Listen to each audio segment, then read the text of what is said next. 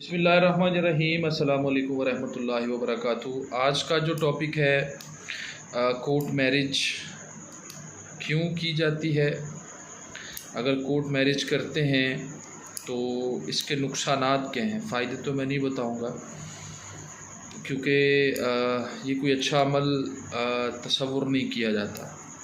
नुकसानात के ऊपर मैं ज़रूर गुफ्तगू करूँगा और आप इसको एंड तक सुनिएगा। अगर चैनल सब्सक्राइब नहीं किया तो चैनल सब्सक्राइब कर लें ताकि आइंदा जो वीडियो मेरी आएगी वो आप तक उसका मैसेज, उसका नोटिफिकेशन चला जाएगा। कोर्ट मैरिज, इसका मैं थोड़ा सा एक पहलू बताता हूँ, ये होती कैसे है और इसकी शरई हैसियत क्या है, इसकी मैं कोई आपको वजाहत नहीं दूँगा। कोर्ट मैरिज में ये होता है कि लड़का और लड़की जो है वो घर से आते हैं किसी भी हालत में, वो मैं नहीं उस पर बात करूँगा।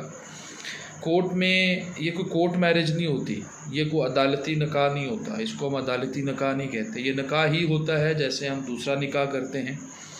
कोर्ट मैरिज इसको इसलिए कहा जाता है कि पाकिस्तान के कॉन्स्टिट्यूशन में एक कॉन्स्टिट्यूशनल राइट मौजूद है और उस राइट को हासिल करने के लिए हम कोर्ट से जो है वो रिलीफ़ हासिल करते हैं। तो इस वजह से हम इसको कोर्ट मैरिज कंसिडर करते हैं, हालांकि ये अदालत का इसमें कोई अमल दखल नहीं होता निकाह करवाने में। एक बात ये क्लियर होगी क्यों की जाती है, क्यों इसकी वजह या इसका ये जो अमल है इसको होने में क्या वजूहात हैं। उसमें सबसे पहले हम पाकिस्तानी हैं, ख़ास तौर पे हमारे पाकिस्तान में एक कास्ट इशू बड़ा अहम इशू है कि बरादरी से बाहर जो है वो हम शादी नहीं करते। वालिदैन जो है वो एग्री नहीं होते, बच्चे फिर ये स्टेप ले लेते हैं। इसमें एक पहलू तो ये है। दूसरा पहलू ये है कि अगर वालिदैन ये नहीं चाहते कि उनके बच्चे बच्चियाँ शादी बाहर किसी दूसरी कास्ट में करें तो फिर हमें अपने जो मामलात हैं उनको हैंडल करना चाहिए ताकि आपके बच्चे और बच्ची ये स्टेप ना ले सकें। उसमें सबसे पहले हम फिल्मों में अक्सर देखते हैं, एक हमें बड़ा अच्छा किरदार दिखाया जाता है कोर्ट मैरिज के हवाले से कि लड़का लड़की पसंद की शादी करते हैं, वो हंसी खुशी अपनी ज़िंदगी गुजारने लगते हैं। उसमें कुछ उनको हर्डल आती हैं, लड़ाइयाँ झगड़े, ये सारा फिल्मों में, ड्रामों में हमारे बच्चे जो है वो मोबाइल के ऊपर, इंटरनेट के ऊपर और सोशल मीडिया पे ये चीज़ें देख रहे होते हैं। उस वजह से उनके अंदर ये बच्चों में एक ये ख्वाहिश पैदा होती है, तो वो इस ख्वाहिश का इजहार फिर कोर्ट मैरिज की सूरत में करते हैं। ये तो एक इसका कोर्ट मैरिज का जो असल वजूहात है वो मैंने आपको बताई। इसके नुकसानात क्या हैं। हम शादी तो करते हैं खानाबादी के लिए, दो फैमिलीज़ को कनेक्ट करने के लिए, लेकिन होता क्या है, होता ये है फिर खाना बर्बादी शुरू हो जाती है। वालिदैन जो हैं या तो फिर पकड़ के बच्चों को कत्ल कर देते हैं या बच्ची वाले जो हैं वो बच्चे को कत्ल कर देते हैं या फिर वो बेटी को कत्ल कर देते हैं। उससे एक नई जो एक फसादी सूरत हाल है वो सामने आती है। फिर हम इसमें मुख्तलिफ़ किस्म के रंग भरते हैं।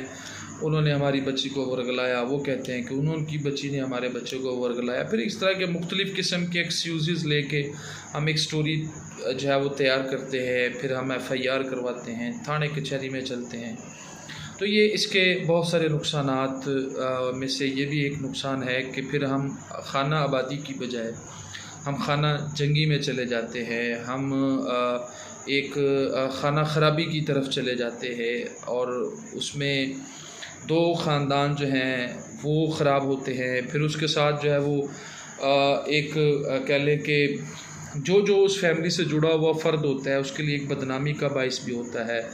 फिर बच्चियों का मामला है, इज़्ज़त को हम आगे ले आते हैं कि हमने इज़्ज़त में आके जो है वो ये कत्ल किया, या इज़्ज़त को बचाने के लिए हम हर हद पार करने को तैयार हैं। तो ये नुकसानात हैं और इसके लिए कुछ तजावीज़ हैं जो मैं समझता हूँ अगर इन तजावीज़ पर अमल किया जाए तो हम काफ़ी हद तक इस मसले को कंट्रोल कर सकते हैं। सबसे पहले को एजुकेशन है, को एजुकेशन को कंट्रोल किया जाए क्योंकि वहाँ पे बच्चों और बच्चियों को इकट्ठी एजुकेशन मिलती है। चूँकि हम मशरक़ी लोग हैं और मुसलमान भी हैं, तो हमें चाहिए कि हम जो बच्चों और बच्चियों की एजुकेशन है उसको स्पेशली सेपरेट कर लें।